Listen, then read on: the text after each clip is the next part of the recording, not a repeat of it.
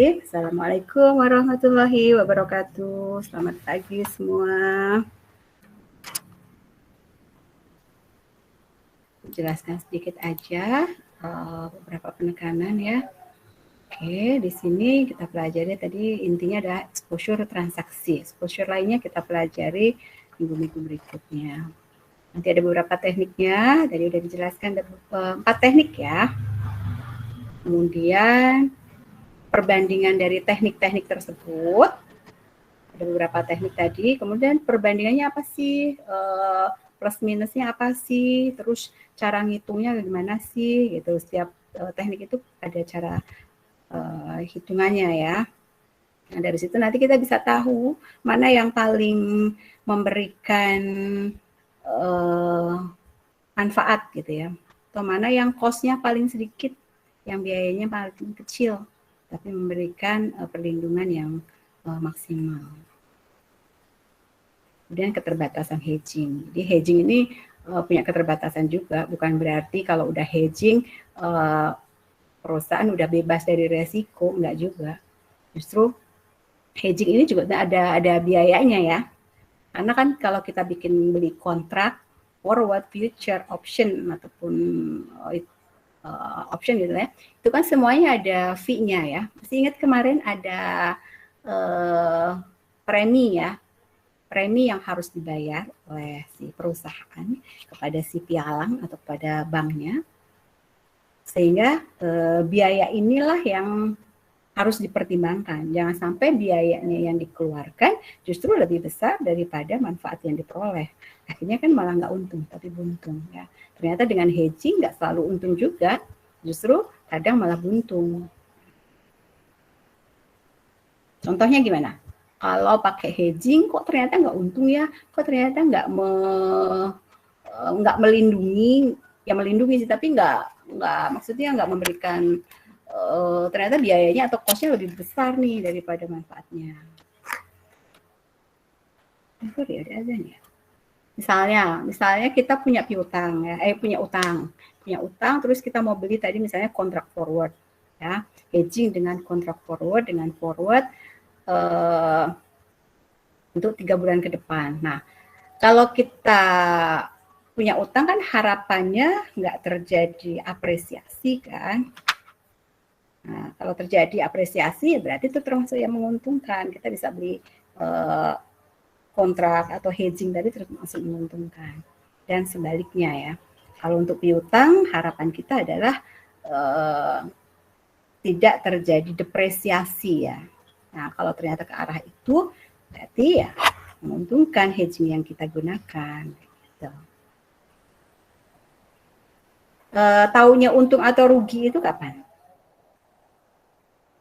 Taunya kita benar-benar untung pakai hedging atau enggak pakai hedging? Taunya ya pas akhir dari perjanjian tersebut, pada saat bayar pas hari H-nya. Pas hari H-nya kita baru tahu kurs spotnya berapa sih yang terjadi hari ini. Nah, baru kita bisa comparison. Oh, ternyata lebih menguntungkan. Oh, ternyata merugikan. Jadi taunya ya di akhir dari perjanjian tersebut ya, masa akhirnya. Oke, ini pengertian dari exposure, tadi udah dijelaskan. Yaitu mengukur potensi perubahan profitabilitas, arus kas, nilai pasar, karena perubahan dalam nilai tukar. Jadi nilai tukar ini pengaruhnya luas ya, bisa ke laba perusahaan. Kalau depresiasi berarti laba perusahaan bisa jadi menurun nih, gitu kan. Arus kasnya juga jadi lebih kecil. Kemudian nilai pasar perusahaan yang tercermin dengan harga saham misalnya, harga saham juga bisa jadi turun ya karena nilai tukar. Jadi harga saham ini bisa disebabkan oleh faktor internal maupun faktor eksternal. Kalau disebabkan oleh fluktuasi nilai tukar, berarti disebabkan oleh faktor-faktor eksternal yang tidak dikendalikan oleh perusahaan. Nah, itu bisa mempengaruhi semuanya nih ya, karena nilai tukar. Jadi efeknya sangat besar nilai tukar ini, sehingga perlu perusahaan itu memanage exposure-nya valuta asingnya. Ya. Tanggung jawab utama manajer keuangan di perusahaan multinasional adalah mengelola exposure mata uang ini. Exposure falas timbul karena kurs falas selalu berubah atau berfluktuasi.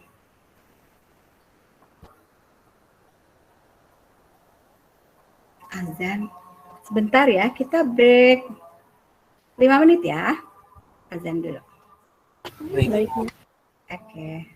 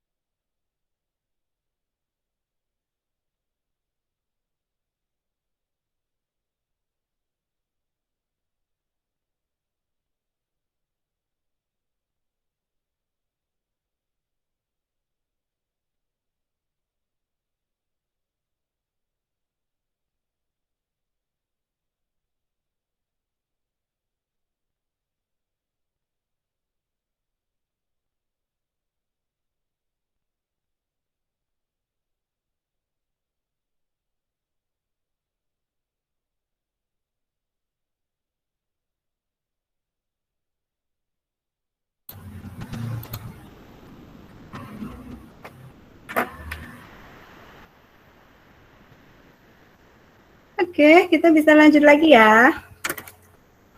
Siap?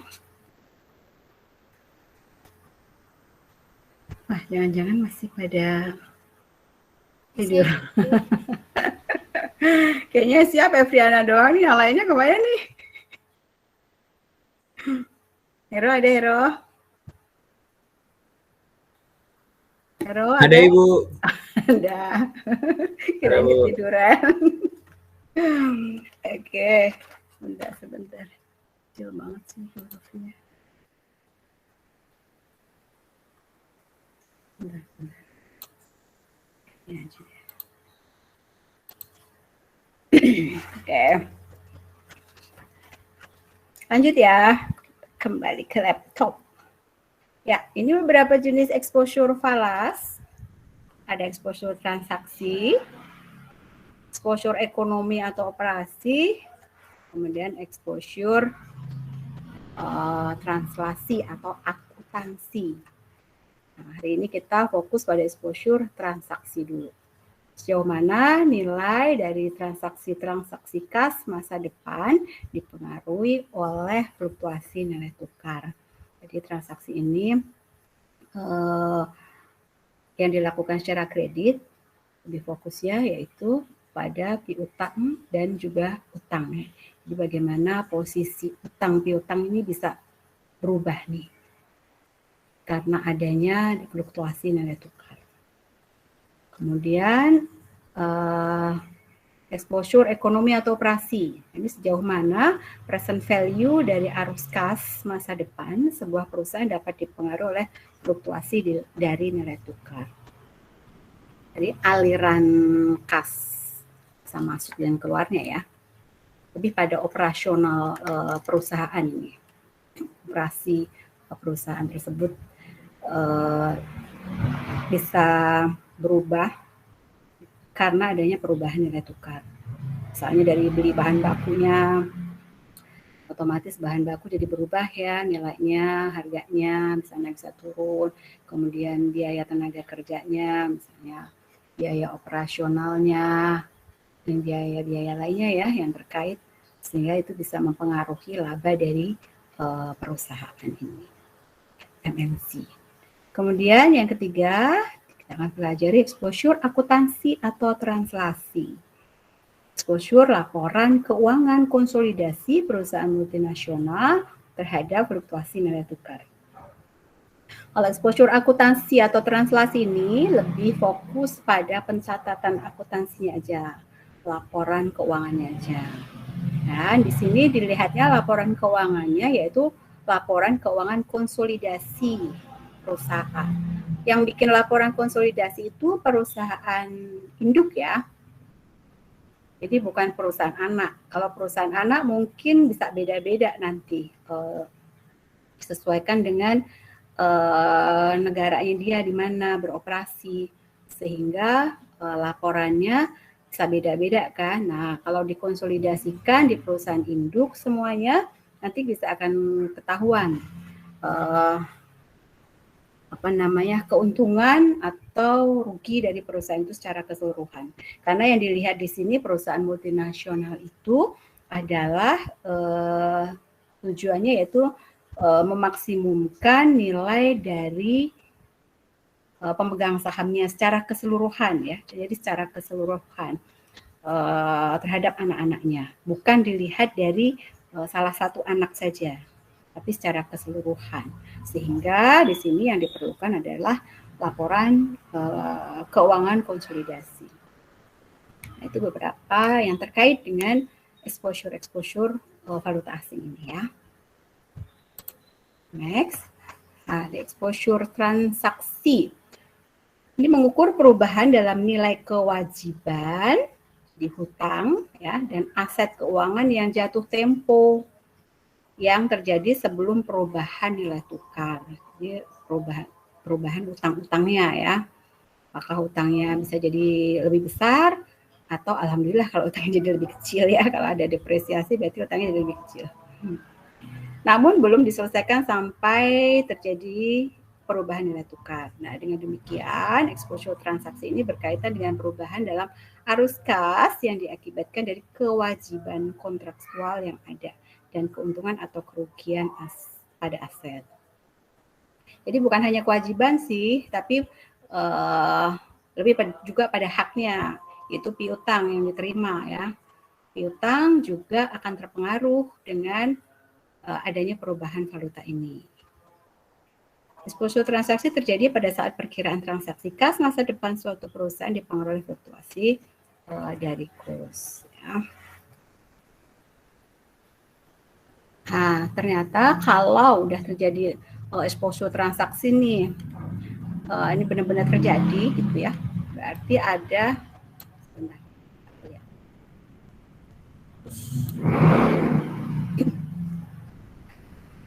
berarti ada beberapa hal yang harus diperhatikan oleh perusahaan kalau terjadi exposure transaksi ini. Yang pertama, perusahaan harus mengidentifikasi besarnya exposure transaksi. Jadi perusahaan harus mengidentifikasi berapa sih sebenarnya kewajiban atau hutang yang akan dibayarnya nanti, dan juga harus bisa mengidentifikasi dengan tepat berapa sih piutangnya yang akan diterima nanti, gitu ya. Setelah itu perusahaan bisa memutuskan perlu tidaknya meng-hedge exposure tersebut.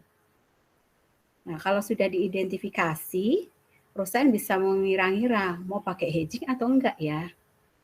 Nah, kalau mata uang valutanya ternyata bergeraknya fine-fine aja, nggak fluktuatif, mungkin perusahaan nggak perlu hedging ya. Tapi kalau ternyata sangat fluktuatif, nilai tukar yang akan diterimanya nanti atau yang akan dibayarnya nanti, berarti perusahaan kayaknya perlu nih pakai hedging nih, gitu ya. Nah, itu semua harus dipikirkan masak-masak karena menyangkut biaya yang harus dikeluarkan juga ya. Nah, kalau dia udah putusin pakai hedging, jika memutuskan untuk meng-hedge, bisa sebagian atau seluruh exposure, harus memilih nih teknik mana yang hedging yang tersedia yang cocok digunakan oleh perusahaan.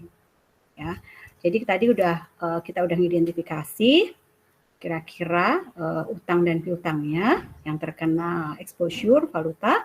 Kemudian kalau kita memutuskan pakai hedging, kita pakai hedging yang mana? Karena tadi ada 4 ya, udah disampaikan ada 4 hedging yang bisa digunakan.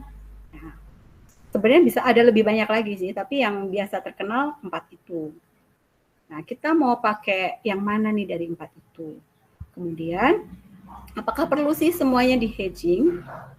Apakah misalnya kita punya utang $1 juta nih, apakah $1 juta itu semua kita hedging ataukah enggak, atau hanya misalnya separuhnya aja deh gitu. Ya, itu tergantung dari perusahaan. Mungkin perusahaan mikir kayaknya nggak perlu ya kita sampai 1 juta ini kita hedging semua, karena kemungkinan kalau utang itu kan biasanya ada utang tidak tertagih ya. Misalnya biasanya perusahaan menyiapkan tuh berapa persen kan utang piutang tidak tertagih ya.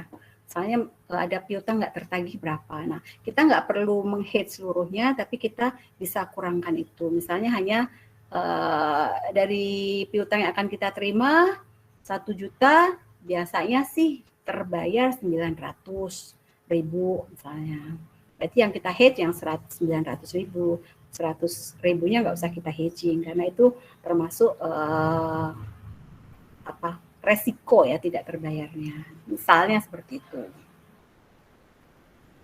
Atau kita perlu hedging untuk valuta-valuta aja yang fluktuatif tadi misalnya ya. Jadi misalnya anak perusahaannya kan banyak, mungkin ada di beberapa negara. Nah, nggak semua negara itu kan valutanya fluktuatif kan. Ada mungkin yang negara lebih aman-aman aja, jadi lebih konstan harganya valutanya. Nah, seperti itu mungkin nggak perlu hedging juga ya. Jadi perlu diperhatikan lagi teknik hedgingnya apa yang dipakai atau mungkin bahkan nggak pakai hedging. Ya. Next ya. Jadi langkah pertama kita sebelum ini tadi ya. Nah, langkah pertama tadi adalah perusahaan harus mengidentifikasi nih, besarnya exposure transaksi. Nah, ini dijelaskan di sini. Sebelum mengambil keputusan terkait lindung nilai, MNC harus mengidentifikasi tiap exposure transaksi bersih berdasarkan basis mata uang. MNC dapat mengenali exposure-nya dengan mengkaji konsolidasi posisi anak perusahaan. Nah, jadi dari sini perusahaan MNC ini harus betul-betul bisa mengidentifikasi, mengenali sebenarnya berapa nih arus kas masuk dan keluarnya. Nah, ini yang paling ngerti itu adalah si perusahaan induknya, karena dia yang pegang laporan konsolidasi seluruh anak-anaknya.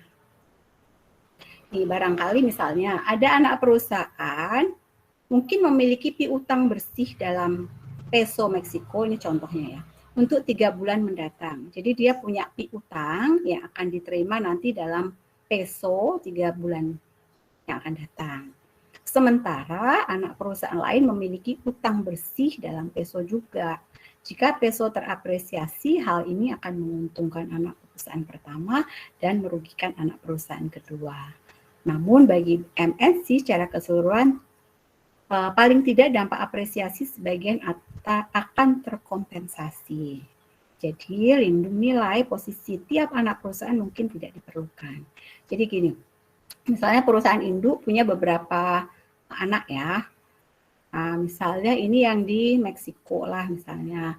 Nah, dia melakukan kegiatan ekspor impor secara kredit sehingga ada menimbulkan utang dan piutang. Nah, di sini salah satu anak perusahaan tersebut dia punya piutang, tapi satunya lagi punya utang. Nah, ini saling dalam mata uang yang sama ya, dalam mata uang yang sama. Sehingga ini saling bisa mengimbangi gitu. Bisa saling mengimbangi dan nggak perlu hedging kalau kayak gini. Jadi nanti piutangnya akan terkompensasi dengan utangnya. Kalau terjadi bisa apresiasi maupun depresiasi, sama aja ya. Nah, jadi intinya adalah bagaimana perusahaan harus menentukan namanya exposure transaksi netonya dulu, selisih bersihnya dulu. Antara yang mau diterima sama yang mau dikeluarkan itu berapa.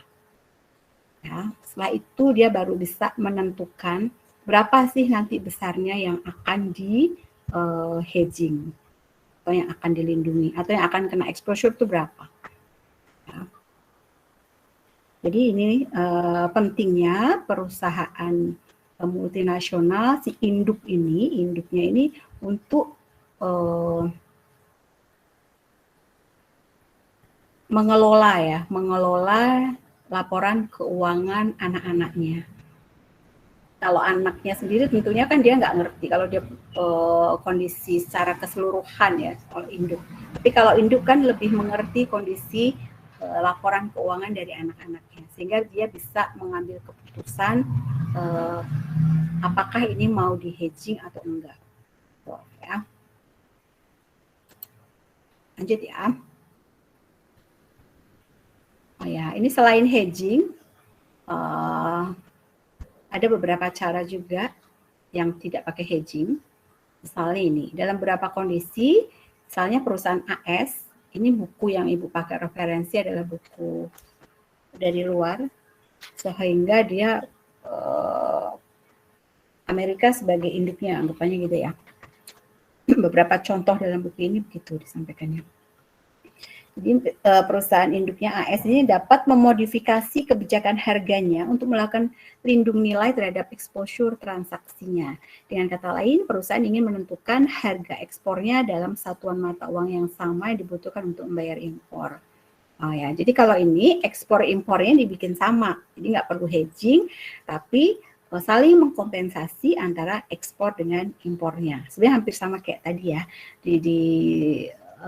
seimbangkan. Dan dilihat posisi anaknya yang memiliki utang maupun piutang dalam mata uang yang sama.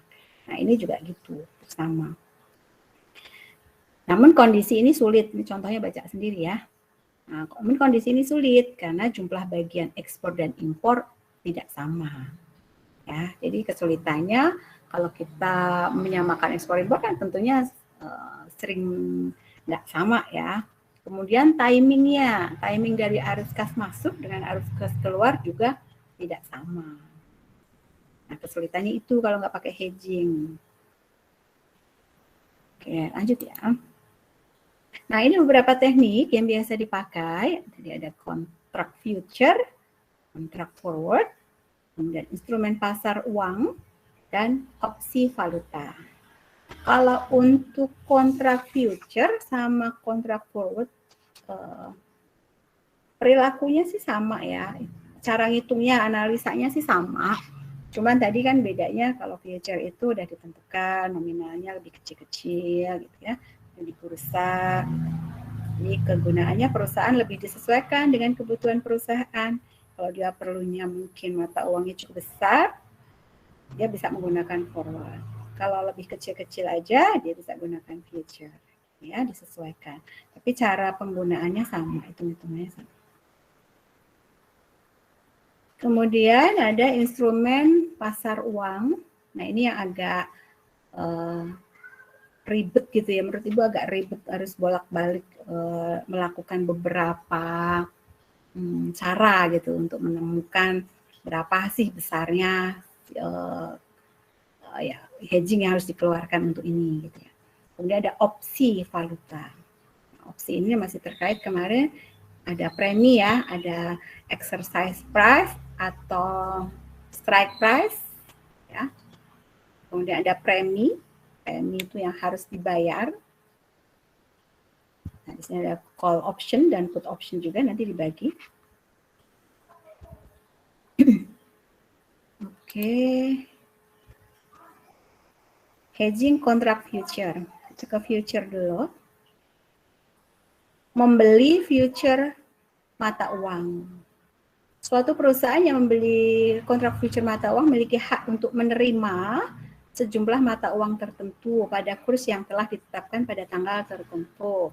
Dan memiliki kontrak ini, perusahaan telah menetapkan jumlah dalam mata uang asal yang diperlukan untuk melunasi hutang. Jadi kalau future ini ada membeli dan ada menjual ya, ngerti ya kemarin. Kalau membeli itu berarti kita punya utang. Kalau kita punya utang, kita bisa menghedge-nya, melindunginya, utang kita tersebut dengan kita membeli future mata uang. Ya. Dan sebaliknya kalau kita punya piutang atau hak yang akan kita terima, uang di masa depan, kita bisa melindungi piutang tersebut dengan menjual future. Ya. Kemudian kalau forward sama kayak gitu, kalau kita punya utang, kita bisa lindungi dengan membeli kontrak forward. Kalau kita punya piutang, sama kita bisa menjual kontrak forward. Nah, ini ada hitung-hitungannya, rumusannya. Jadi di sini kita bisa membandingkan apakah hedging ini menguntungkan atau enggak. Kalau forward pakai rumus ini. RCH itu ada biaya real ya, ini biaya real. Real cost hedging, PP itu payable untuk utang ya. Nanti beda lagi untuk piutang. Ini untuk utang. Untuk utang RCH sama dengan NCH kurangi NCP. Biaya ini adalah real, biaya real dari hedging utang sama dengan, ini udah ada di bawahnya, biaya nominal, N-nya nominal cost hedging dikurangi yang tanpa hedging. Nah, kalau dari hasil hitungan ini hasilnya negatif, ya, kalau hasilnya negatif berarti hedging menguntungkan. Hanya itu, ya. Kalau hasilnya negatif berarti hedging menguntungkan. Ini untuk pembelian kontrak forward. Nah, kalau kita piutang, sebaliknya nih. Kalau kita punya piutang, kita bisa menjual kontrak forward. Rumusannya seperti ini. RCH hampir sama kayak tadi, cuman ini kebalikannya ya. Kalau ini untuk receivable, untuk piutang, R ya lambangnya. Perusahaannya kecil ya. Biaya real dari hedging piutang ini, kalau dia hasilnya positif, berarti menguntungkan. hedgingnya. Kalau negatif sebaliknya, ya kebalikan dari tadi. Jadi ini biayanya kontrak forward bisa dihitung dengan perumusan ini ya. Apakah hedging dengan kontrak forward ini menguntungkan atau tidak? Ibu berikan contoh untuk hitung-hitungannya juga. Kemudian yang ketiga, kita hedging di pasar uang. Lindung nilai pasar uang melibatkan mengambil posisi di pasar uang untuk menutup posisi utang atau piutang. Jadi di pasar uang ini juga berlaku dua ya, untuk utang dan juga untuk piutang. Cuman perlakuannya beda ya. Misal, ini bacain dulu deh. Untuk yang hutang dulu. Jika perusahaan memiliki utang, jadi kita memiliki hutang nih, misalnya kita memiliki utang 3 bulan yang akan datang harus dibayar.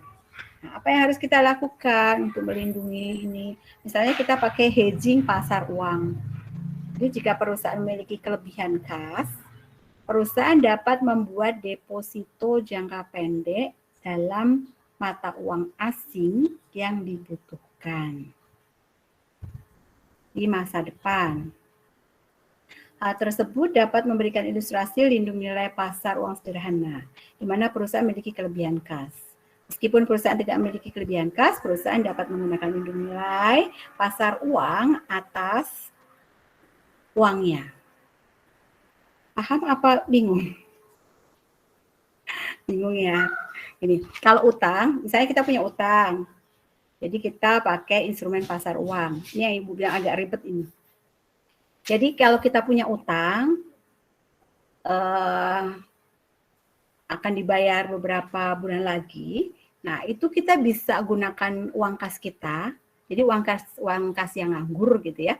Uang kas kita yang nganggur itu enggak kita buat bayar utang langsung, enggak. Karena nanti kan bayarnya masih 3 bulan lagi. Jadi uang kas kita yang nganggur itu bisa kita gunakan untuk beli deposito di negara tempat kita utang. Misalnya, ini deh, Indonesia punya utang, kita perusahaan multinasional di Indonesia punya utang di Amerika, ya, terhadap perusahaan di Amerika. Gimana cara hedgingnya menggunakan pasar mata uang ini? Jadi perusahaan di Indonesia tadi yang memiliki kelebihan kas, ya, dia bisa beli deposito di Amerika.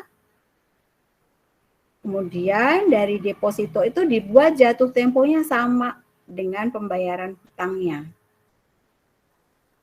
Sehingga perusahaan pas jatuh tempo deposito itu perusahaan bisa bayar deposito itu dengan hutangnya. Jadi di sini perusahaan bisa dapat bunga depositonya, juga bisa bayar hutangnya. Ya. Jadi di sini perusahaan nggak langsung bayar, tapi didepositokan dulu uang tersebut di Amerika. Sehingga ada selisih keuntungan kan, misalnya 3 bulan. Nah, kita pakai ambil deposito yang 3 bulan. Jadi selama 3 bulan itu perusahaan dapat bunga nih tambahan. Jadi selain dia bisa bayar utang, perusahaan juga mendapatkan bunga dari depositonya. Ya. Nah, itu kalau dia punya kelebihan kas. Kalau perusahaan nggak punya, ini perusahaan bisa meminjam. Jadi perusahaan pinjam di Indonesia, jadi perusahaan di Indonesia pinjam di Indonesia, pinjam bank dari Indonesia, kemudian dia beli deposito di Amerika, kemudian prosesnya sama, jatuh temponya yang sama gitu ya. Ya, pada saat jatuh tempo deposito itu jatuhnya sama dengan jatuhnya pembayaran hutang. Jadi bisa dibayar dari situ. Ya. Sehingga hutang ini akan terlunasi dari pembayaran pelunasan depositonya. Kemudian kalau piutang, nah kalau piutang sama, cuman dibalik. Jadi dia meminjam valuta asing yang mendominasi piutang di masa depan dan berinvestasi dalam valuta negara asal. Jadi kalau perusahaan di Indonesia memiliki piutang dolar Amerika, nah untuk melindungi piutangnya, perusahaan bisa pinjam tuh uang dari Amerika, pinjam dari Bank Amerika, kemudian dibeliin depositonya di Indonesia, kemudian nanti pada saat pembayaran piutang kita dapat dari Amerika, nah itu kita bisa bayar pinjaman kita di Amerika pakai uang hasil ini tadi piutangnya, ya. Ribet ya, agak ribet dikit. Yang penting dipahami aja konsepnya. Ya, itu yang paling ribet emang ini sih menurut Ibu, agak beberapa step gitu ya harus dilakukan perusahaan. Cara-caranya untuk melindungi. Dari situ udah panas ya. Lanjut ya, itu untuk hedging pasar uang. Kemudian untuk opsi. Suatu perusahaan perlu menilai apakah keuntungan dari lindung nilai mata uang lebih tinggi dibandingkan harga premi yang dibayarkan atas opsi tersebut. Nah, alternatifnya, ingat ya, kalau kita punya utang, pakainya current call option. Kalau kita punya piutang, kita bisa gunakan put option. Ya, nanti kita lebih ke ininya aja. Tengahnya aja. Ini teknik-tekniknya, perbandingannya. Nanti silahkan dibaca, pelajari sendiri ya. Ada future, forward, instrumen pasar uang, dan opsi. Nah, perbandingan teknik hedgingnya dibaca sendiri. Kemudian ada kebijakan lindung nilai. MNC ini. Nah, lindung nilai ini tadi sudah disampaikan juga, bisa sebagian besar dari exposure, bisa tidak melakukan lindung nilai sama sekali, atau bisa lindung nilai selektif.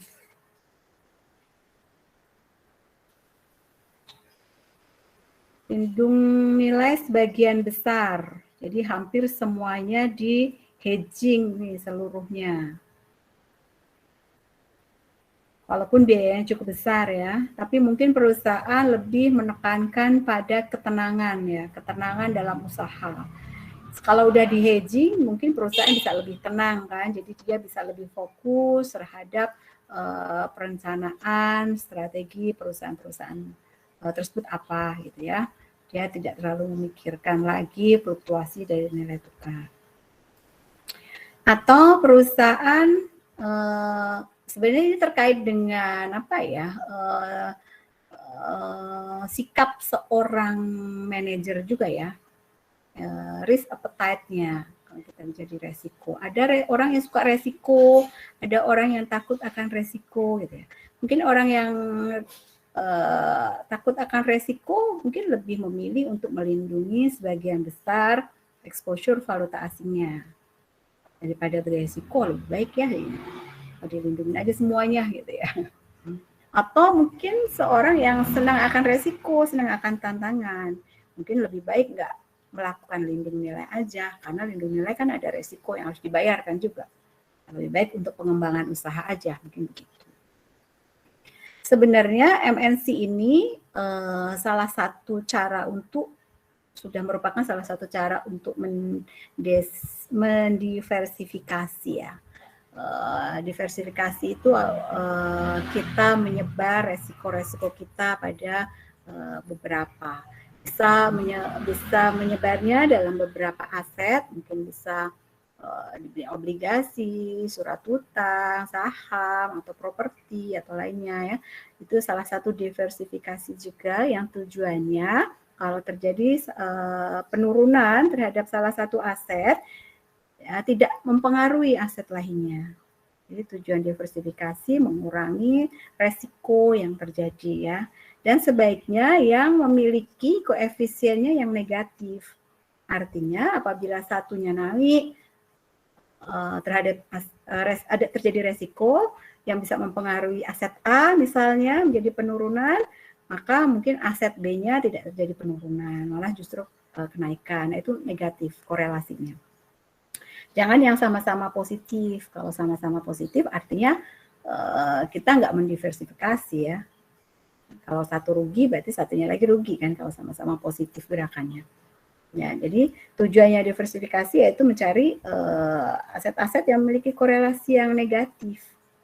Sehingga apabila satunya rugi, satunya juga terimbangi lah dengan kerugian tersebut. Nah, MNC ini juga mendiversifikasikan usahanya dalam beberapa negara, itu juga tujuannya adalah mengurangi resiko ya.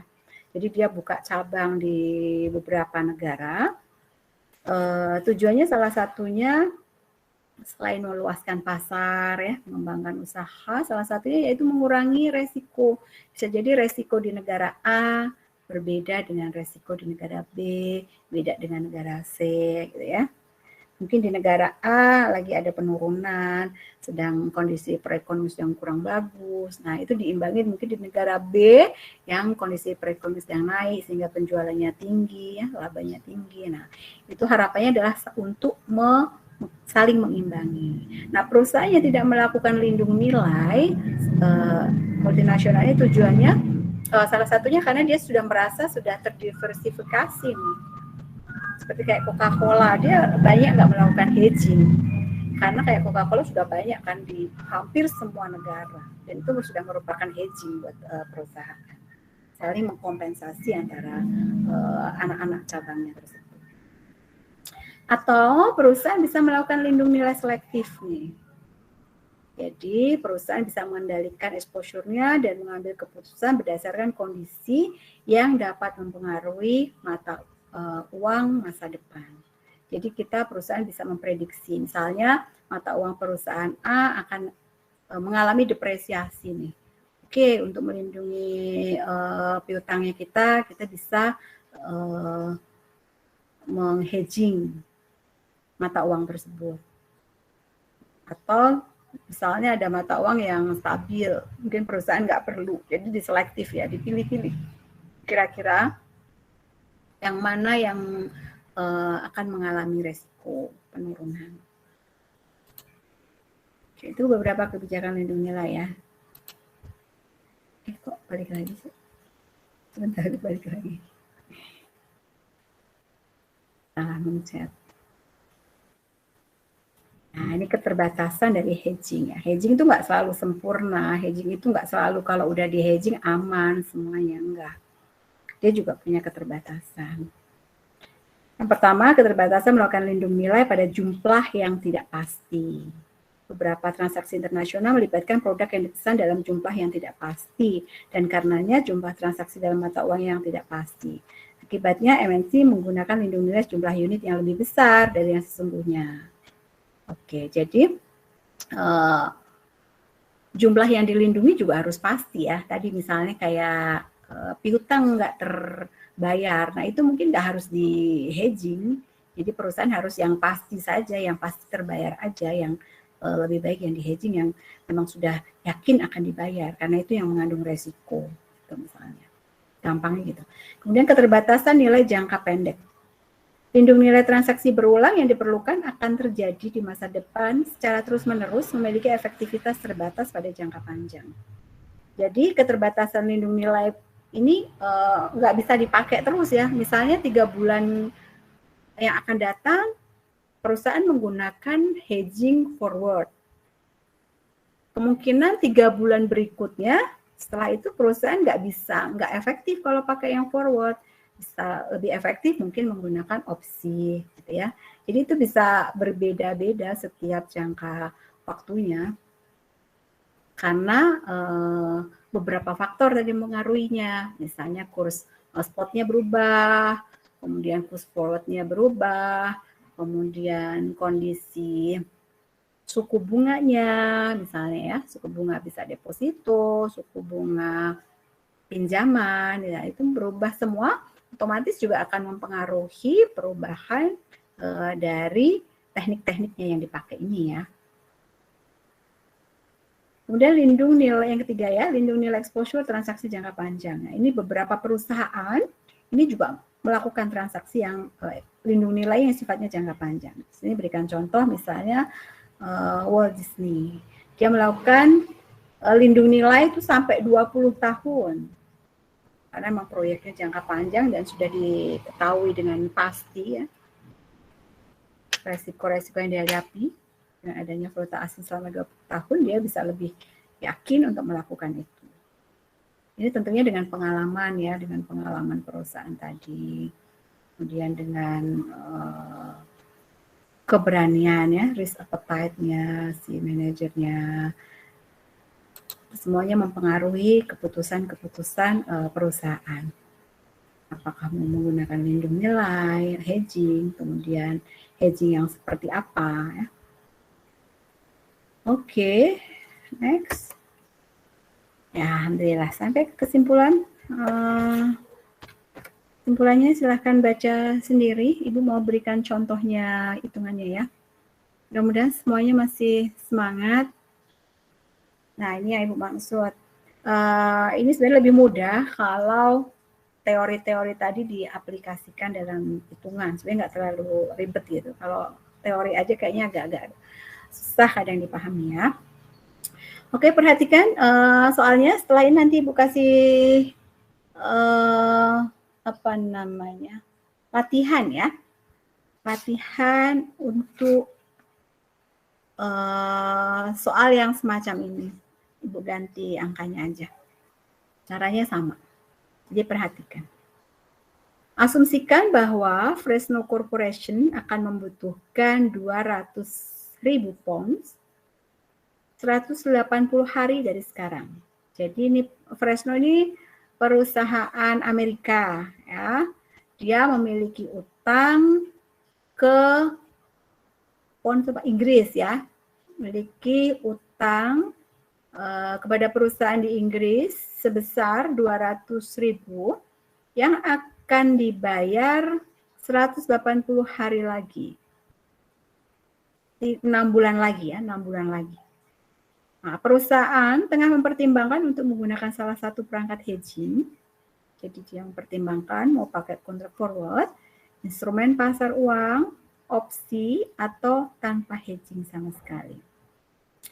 Analisis keuangan Fresno telah mengumpulkan informasi. Nah, ini beberapa informasi yang diperoleh yang bisa digunakan untuk menganalisa apakah mau menggunakan hedging yang mana yang terbaik. Kurs spot pound-nya hari ini 1,5 dolar. Forward-nya 180 hari, yaitu 1,47. Nah, ini suku bunganya. Suku bunga di Inggris untuk deposito 4,5%, di Amerika 45% juga sama. Suku bunga pinjaman di Inggris 5%, di AS 5% juga sama. Kemudian call option atas pound yang akan jatuh tempo 180 hari, exercise price-nya 1,48, premium 0,03. Ingat bagaimana mencari call option ya, ada premium ditambah apa dikurang. Put option atas pound yang akan jatuh tempo memiliki exercise price 1,49, premium 0,02. Kemudian Fresno telah meramalkan kurs spot di masa depan sebagai berikut. Ini kira-kira ya ramalannya 1,43 untuk 180 hari dari sekarang ini. Dolar akan bernilai 1,43, itu 20%. Dolar akan bernilai 1,46, probabilitasnya 70%. Dan dolar bernilai 1,52, itu 10%. Nah, dari sini kita bisa tentukan beberapa teknik hedging yang akan kita gunakan ya. Kita bisa comparison mana, mudah-mudahan tulisannya jelas terbaca. Tadi udah cek Soalnya ini Ibu screenshot dari buku, ternyata hasilnya agak ngebur. Tapi masih terbaca nggak? Masih, Bu. Masih ya, oke. Jadi kalau nggak terbaca, Ibu ulang lagi deh fotonya. Ingat-ingat tadi soalnya ya, nanti kalau lupa kita back. Nah, langkah pertama kita cari yang pertama dulu, kontrak forward dulu. Kontrak forward dulu, ini yang paling gampang. Kita membeli kontrak pound forward 180 hari. Jadi kita tinggal mengalihkan aja utangnya kita tadi 200.000 kali kursnya forward berapa? 1,47. Jadi tinggal dikalikan ya, 200.000 pounds-nya dikalikan dolarnya 1,47. Kita back lagi ke soalnya. Ini soalnya gini. Jadi utangnya 200.000 dikalikan kurs forward-nya, karena tadi forward kita pakainya kurs forward ya, 1,47. Jadi tinggal dikalikan. Hasilnya 294.000 dolar. Jadi kalau kita pakai hedging forward, yang kita keluarkan yaitu sebesar 294.000. Ya, ini gampang. Nah, sekarang kalau kita pakai instrumen pasar uang, nih, ini agak ribet pakai instrumen mata uang. Karena ini utang, kan tadi utang ya, kita butuh 200.000 lagi, 6 bulan lagi, berarti kan kita utang, harus kita gunakan itu untuk bayar utang. Sehingga langkahnya, tadi kita bisa meminjam dolar, karena kita nggak punya kelebihan kas, kita bisa pinjam, kemudian nanti kita depositokan di Inggris sana, ya. Tadi yang diberikan contoh tadi Ibu di depan. Jadi kalau kita pakai instrumen pasar uang ini, kita bisa gunakan uang kita kalau kita punya kelebihan, atau kalau enggak kita bisa pinjam, kita beli untuk beli deposito di luar negeri sesuai dengan mata uang yang kita perlukan ya. Jadi di sini yaitu kita bisa meminjam dolar, kita anggapannya kita di Amerika ya, jadi kita punyanya dolar. Kita meminjam dolar lokal, kemudian mengkonversikannya dalam pound Inggris, kemudian menginvestasikannya di Inggris, kita beli deposito di Inggris. Kemudian di mana deposito ini nanti jatuhnya sama dengan pembayaran hutangnya. Kemudian melunasi pinjamannya. Jadi kan kita pinjam tuh, jadi harus dilunasi pada 180 hari berikutnya. Jadi langkah pertama, kita bisa menghitung jumlah pound yang harus diinvestasikan. Ya, kita tadi perlu 200.000 pound dibagi 1,045. Jadi ini adalah bunga deposito di Inggrisnya ya. Salah. Nah ini, karena kita tadi mau depositokan di Inggris, jadi kita pakai bunganya ini, 0,45. Oke ya. Nah dari sini kita bisa tahu jumlah yang diinvestasikan kita dalam pound yaitu 191.388. Nah, ini yang kita investasikan. Kemudian ini kita kan harus balikan lagi ke dolar. Jadi berapa yang kita pinjam? Nah, kita kalikan pound ini dengan kurs spotnya. Kurs spotnya 1,5. Ini ya, kurs spotnya 1,5. Sehingga ketemu 287. Nah, ini adalah pinjaman ya, pinjaman kita dalam dolar. Nah, pinjaman ini namanya pinjam, pasti kan kena bunga. Ya kan? Jadi nanti pada saat akhir kita harus kembalikan pokok dan juga bunganya. Nah, bunganya berapa? Bunganya kita pinjam dalam Amerika kan tadi, di tempatnya pakai pinjam sebesar bunga 5%. Oke, ini ya.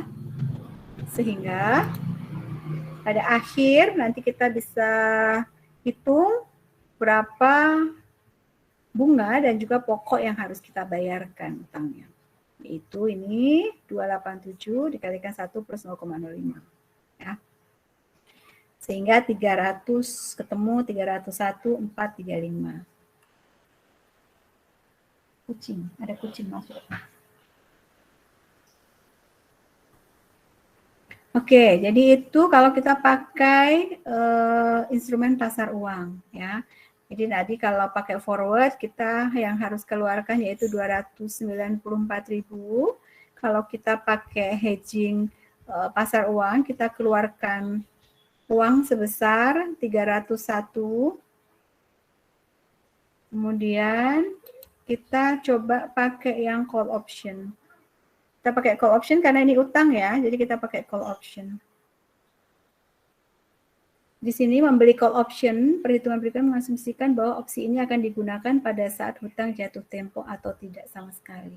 Sini diketahui exercise price-nya 1,48, premiumnya 0,03. Jadi premium ini kan beban ya yang harus dibayarkan. Yang harus dibayarkan sehingga dia akan harus kita tambahkan pada exercise price-nya. Jadi paling enggak 1,48 tambah 0,03 berapa? 1,51. Nah paling enggak kalau di atas 1,51 baru kita bisa gunakan call option ini menguntungkan. Kalau di bawah 1,51 berarti call option ini kita abaikan aja karena merugikan perusahaan ya. Kan tadi boleh kita namanya option boleh kita gunakan, boleh enggak ya, bebas ya. Di sini ada beberapa kemungkinan dari kurs spot ini diperolehnya dari ini tadi ya. Ini ya, beberapa probabilitas kemungkinan harga-harga dari kursnya ini. Kemudian ini probabilitasnya. Nah, beberapa kemungkinannya ini probabilitasnya kita cantumkan di sini. Kemudian ini harga preminya. Premi ini kan selalu sama, jadi kita tinggal tambahkan aja ke sininya. Nah, kemudian opsi di tabel di kolom berikutnya, apakah opsi mau digunakan atau tidak?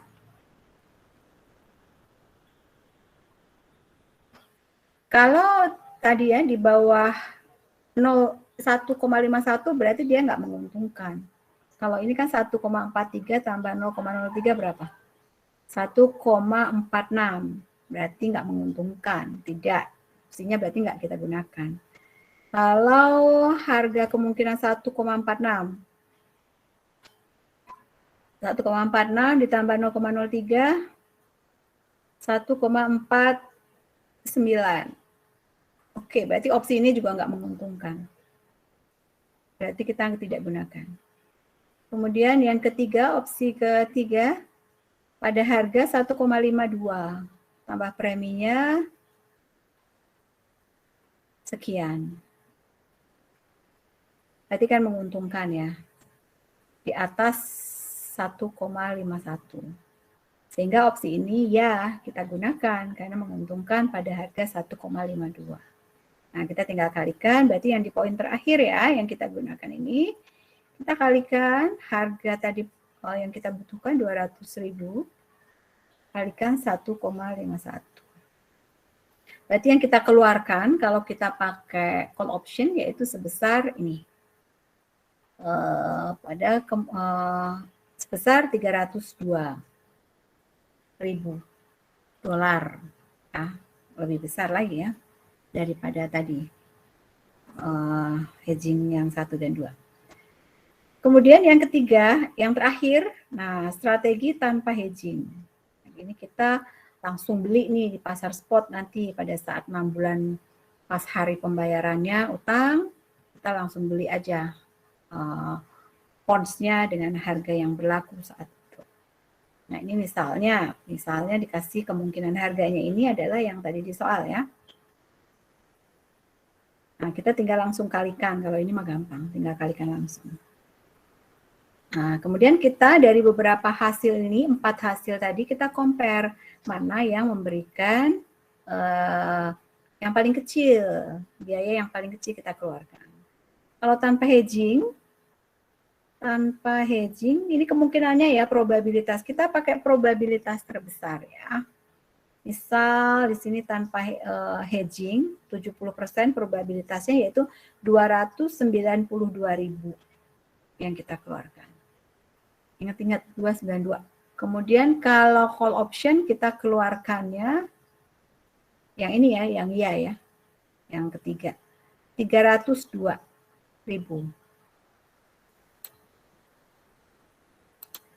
Kemudian kalau instrumen pasar uang kita keluarkan 301. Kemudian kalau forward kita keluarkan 294. Oke, dari keempat ini mana yang paling efektif? Mana yang paling bagus kita gunakan tekniknya?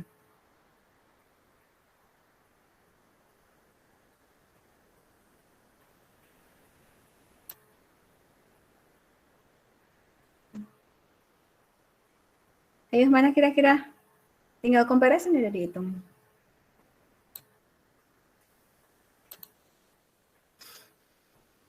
Tentunya yang kecil. Mana yang paling kecil? Kalau yang paling kecil adalah yang tanpa hedging sebetulnya. 292 ya. Kalau perusahaan nggak mau pakai hedging. Kalau dia orang yang suka akan resiko atau dia merasa lebih pasti. Gitu. Kalau perusahaan tetap pakai hedging, perusahaan bisa mempertimbangkan biaya yang paling kecil yaitu forward ya, 294. Jadi ini biaya yang paling kecil yang harus dikeluarkan. Nah, itu beberapa teknik ya, cara kita membandingkan teknik mana yang paling sesuai, yang memberikan cost yang paling sedikit, biaya yang paling sedikit kita keluarkan. Itu dilihat dari sisi utang ya, kalau perusahaan punya utang. Nah, kalau perusahaan punya piutang, sebaliknya, ini kalian bisa lihat contohnya di sini, sebenarnya sama aja caranya. Nah, kan nanti dipelajari sendiri ya, caranya sama kok. Mudah-mudahan terbaca. Nanti coba Ibu fotoin lagi. Nggak jelas ya, tapi ini udah hasil maksimal. Oke, caranya sama, cuman ini dilihat dari sisi piutang.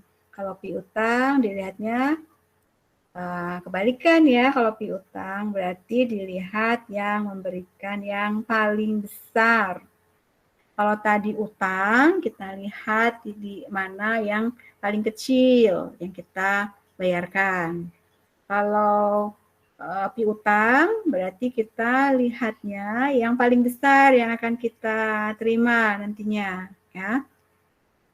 Apakah menggunakan forward, apa instrumen pasar uang, apa put option, kebalikannya ya, kalau tadi call option ya put option, atau masih tanpa hedging yang paling menguntungkan ya. Nanti cek, dipelajari sendiri. Kemudian setelah ini nanti Ibu berikan contoh soalnya untuk memperdalam kalian dan mudah-mudahan bisa lebih memahami materi ini. Ininya sama kok apanya, cuma ganti soal aja ya. Oke, sampai sini kayaknya udah cukup. Ada pertanyaan? Nah, ini kuat hari ini. Ya.